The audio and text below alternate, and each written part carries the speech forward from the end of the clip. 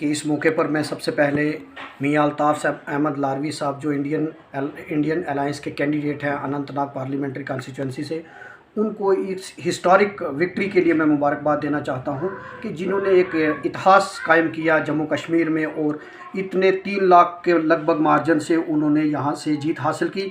इसके लिए मैं सबसे पहले मियां अल्ताफ़ साहब को मुबारकबाद देना चाहता हूं। और उसके साथ साथ मैं जो हमारा कांग्रेस और नेशनल कॉन्फ्रेंस का क़यादत है और जो इंडिया अलायंस की क़यादत है, जो इंडिया अलायंस के हमारे वर्कर थे, कांग्रेस के, नेशनल कॉन्फ्रेंस के जो लीडर्स थे जिन्होंने दिन रात मेहनत की, उनको भी मैं मुबारकबाद देना चाहता हूं। और सबसे बड़ी बात यहाँ की आवाम को जो अनंतनाग रजौरी पार्लिमानी हल्के में, उनको मुबारकबाद देना चाहता हूं जिन्होंने ज़ात बलादरी से ऊपर उठकर, मज़हब की उससे ऊपर उठकर, नफ़रत का माहौल जो बीजेपी ने बनाया था उससे ऊपर उठकर लोगों ने वोट एक तरफा वोट डाला और मियां साहब को यहाँ से भारी अक्सरियत में वन साइडेड वोट देकर यहाँ से कामयाब किया।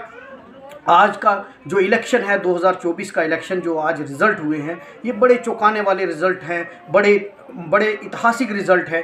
क्योंकि आपने देखा कि पूरे देश में बीजेपी जो 400 पार का नारा कहती थी वो आज 240 पे सिमट के रह गई है। जो नरेंद्र मोदी जी कहते थे कि हमने संविधान बदलना है, जो उन्होंने 400 संसद के अंदर एक अहंकार के साथ 400 पार कहा था कि हम 400 पार करेंगे, आज आपने देखा कि लोगों ने उनको नकार दिया और 240 पे वो सिमट कर रह गए। आज आप देखेंगे यूपी के अंदर जहाँ का वो बड़ा डंका बजाते थे, आज यूपी के अंदर वो 30 सीटें भी उन्हें 80 में से 30 सीटें भी नहीं मिली।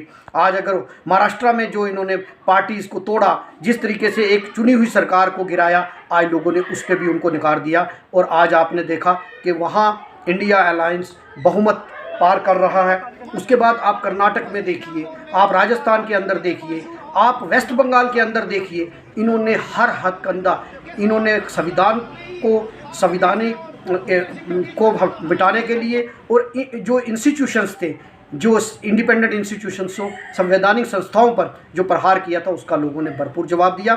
जो किसान परेशान था, जो युवा परेशान था, जो हमारी बेटियां जंतर मंतर में अपने इंसाफ के लिए गुहार लगाती रही, उनके आंसू इनको नहीं दिखे, आज लोगों ने उस पर प्रहार किया। आज हरियाणा में भी आपने उसका जवाब देख लिया, पंजाब में उसका जवाब देख लिया।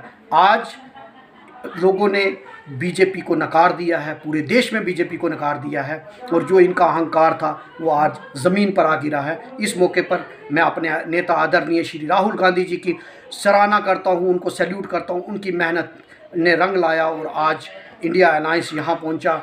हमारे खड़गे जी, हमारे प्रियंका जी, सोनिया जी, हमारी जितनी भी नेशनल लीडरशिप है, हमारी क़यादत, हमारे भारत सिंह सोलंकी जी, वकार रसूल वानी साहब, हमारे रमन बल्ला साहब और जितनी भी हमारी स्टेट की लीडरशिप और हमारी ज़िले की लीडरशिप जिसमें शबीर अहमद खान साहब हैं, उन्होंने कोऑर्डिनेशन कमेटी के चेयरमैन थे, सब ने मिलकर मेहनत की और हम सब ने यहाँ इंडिया अलायंस के कैंडिडेट को जिताया। और आपने देखा पूरे देश में बहुत एक अच्छा माहौल है। आज मैं इस मौके पर being a Congress general secretary होने के नाते, स्टेट जनरल सेक्रेटरी होने के नाते, मैं अपने कांग्रेस के कैडर को और इंडिया अलायंस के जितना कैडर है और जितने लीडर्स हैं उनको मुबारकबाद देना चाहता हूं। और मैं उनसे ये कहूँगा, अभी तो ये अंगड़ाई है, आगे और लड़ाई है, क्योंकि आगे असेंबली इलेक्शन आने वाला है। हम कुछ जगहों पर अगर हारे हैं तो असेंबलीज़ में, अगर 18 असेंबलीज़ थे, 10-10 असेंबली में से हम जीते हैं और आने वाले असेंबली इलेक्शन में हमारी यहाँ सरकार बनेगी। ये संकेत है, ये सेमीफाइनल का संकेत है और हम मजबूती के साथ काम करेंगे।